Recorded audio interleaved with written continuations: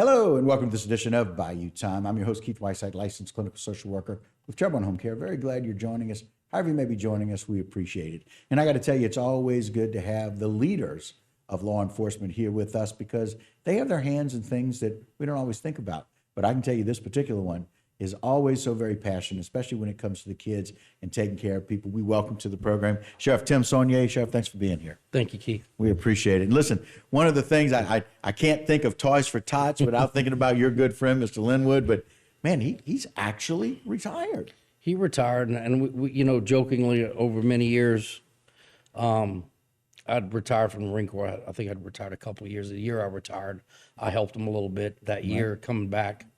And that particular year, then after the season came, he said, "Hey, I want you to eventually take this over.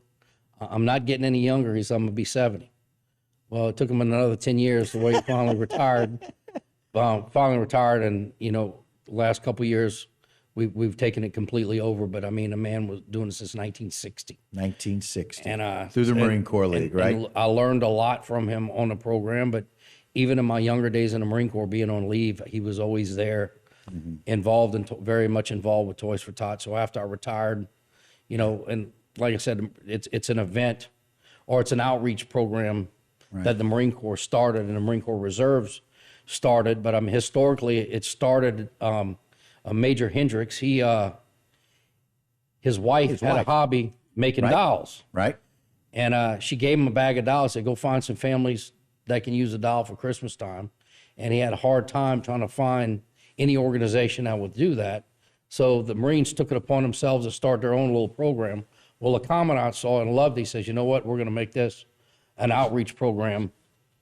And it took off. And I mean, this year's 75th anniversary. This is the 75th anniversary. So, Jen, let's put that flyer up. We want to let people know how they can get involved. And Tim's going to explain to us about how many people are actually involved. But we have one of our big events, the Marine Corps League building, 206 St. Pius Street, from 9 a.m. to 2 p.m. You can enter through the gravel driveway off of Acadian Drive to park and drop off stuff in the back of the building. And so from 9 to 2, we have a little celebration there, celebrating the 75 years. They're accepting donations for new and unwrapped toys, both of those. And then at 12 noon, there'll be a little cake cutting to celebrate the 247th birthday of the United States Marine Corps. I mean, there's two birthdays to celebrate there, right? Well, we celebrate the 75th anniversary of Toys for Tots, but historically, since we've been involved, especially here, we do the kickoff, usually the first Saturday of November, our kickoff. Right. And the Marine Corps birthday is actually November 10th. All right. So we use that as an opportunity for all of the volunteers and everybody that comes out that supports the event. Right. We share a little bit of Marine Corps history. Okay. And we do a cake cutting ceremony because this is one of the things, just like Marine Corps is always big on tradition. Right. And Toys for Tots, 75th tradition, anniversary. Right. But it's been a traditional thing for the Marine Corps. So we share our birthday because it doesn't matter, as a Marine, it doesn't matter where you're at. We celebrate our birthday. Right, and you get to do that, and this is a historic 75th anniversary of Toys for Tots, and again, people like Mr. Linwood doing it for since 1960, and just incredible to be able to help. And look, I can't say, one thing, and I've said it before, and I'll say it again: we have a great community and a lot of volunteers. Look, the success of this event, not only the volunteers, but the generous other nonprofit organizations that we adopt in it. I'll get, the chamber, a lot of Mardi Gras crews support that for their general membership meeting. Right.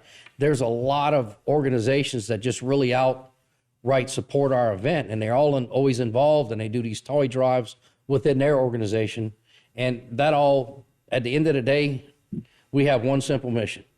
On Christmas morning, a child has a present to open up underneath the tree. Every child has Every a present. child, and that's our goal. The best way to do that, you mentioned some 90 different organizations with boxes all over the parish. 90, between businesses and organizations, we have 90. Matter of fact, I got a call from the parish president a little while ago. He says, "Hey, I want to box the parish government and put some boxes here." So they won't even get involved, which is good. Is not only other private organizations or businesses, We have parish government coupled with the sheriff's office. We also have our own little, we put boxes up and everybody kind of participates. And well, and through the sheriff's office even, y'all have kind of found some ways, and you've learned through Mr. Linwood about maybe some of the toys that we don't get for this age group or that age group. You've been able to figure out how to do those and partner with people more cheaply to get those donations to go a much longer way, right? And looking at the you know, every year we look at, okay, what we're collecting. You know, we raise money, but what we're collecting, and okay, we rely on a lot of donations, and people do contribute a lot of toys, and all of these organizations do a great job. But we always found a lot of times the infant stage to the toddler age, we don't collect a lot of that. And then at the same time, once you get 10 to 15 years old, that window.